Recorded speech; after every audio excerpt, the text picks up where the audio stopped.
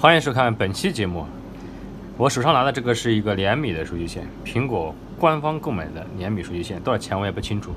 因为自从我自己会做数据线开始，我从来就没有在网上买过一根数据线，全部自己做的啊，全部都是原装的。这个故障呢，是因为插头啊有点黑黑的，看到没？黑黑的。然后粉丝给我沟通了一下，说能不能换个头啊？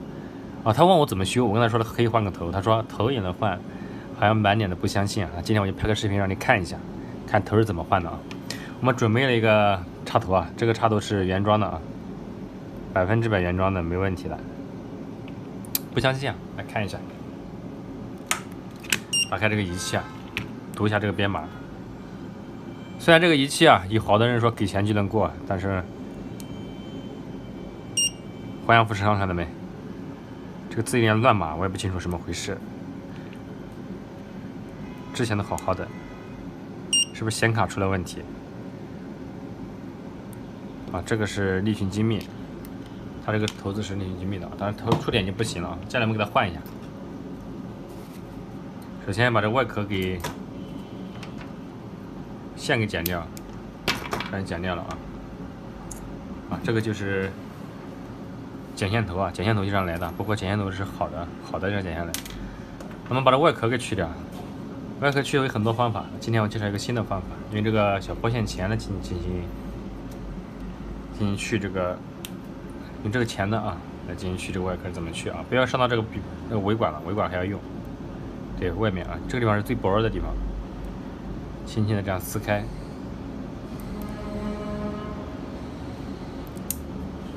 我感觉我的手怎么有点痛啊？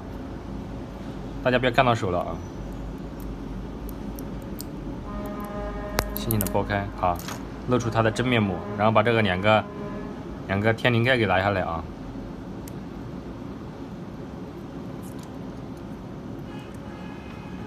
尾管去下来我是需要的，因为为了保证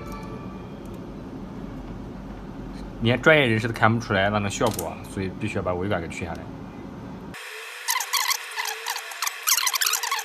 首先把这个外壳套进去，尾管也轻轻的推进去啊，轻轻推好像不行啊。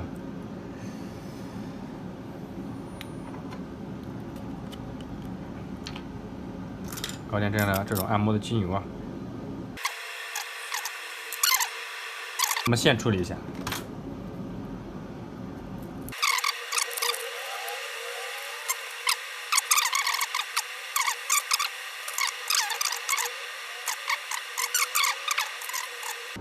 这样也差不多了啊。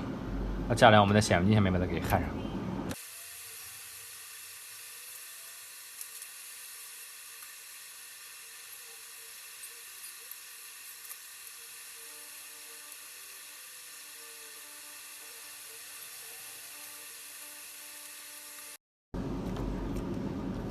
刚刚焊好了，是非常简单。这个线夹包一下。抗弹纤维的话稍微剪短一点，不然的话我们封装的时候跑到外壳外面去。但是不要全部剪到底，剪到底的话也不好，因为让它包一点胶啊，能起到抗拉的作用。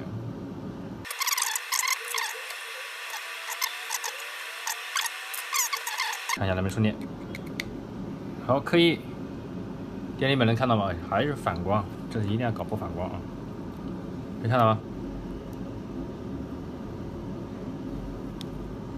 可以看到吧？可以充电啊！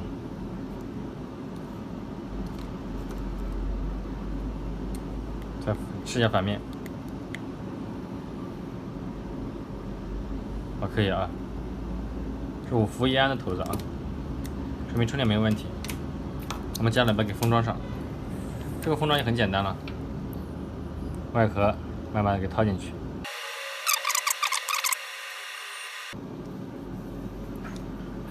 刚刚把它就穿进来了啊！穿进来之后呢，我们在上面点一点胶，然后把它给推进去就行了。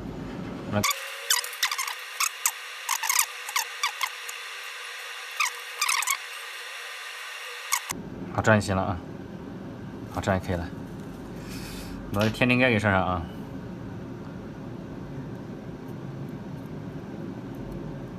好，完美。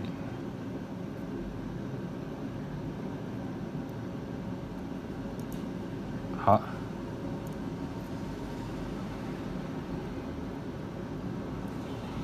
好，很漂亮啊。我们这样给它固化一下，固化一下之后呢，我们再试一下。热缩管的话，在加热的时候啊，小伙伴们千万温度不要太高，会把这个外壳给吹融化。我看好多找我修数据线的粉丝啊，外壳基本上都是融化的，温度太高了。我们用打火机吧，温度不能太高。你像热风枪的话，260度，像吹风机也可以啊，但适当的控制距离跟时间。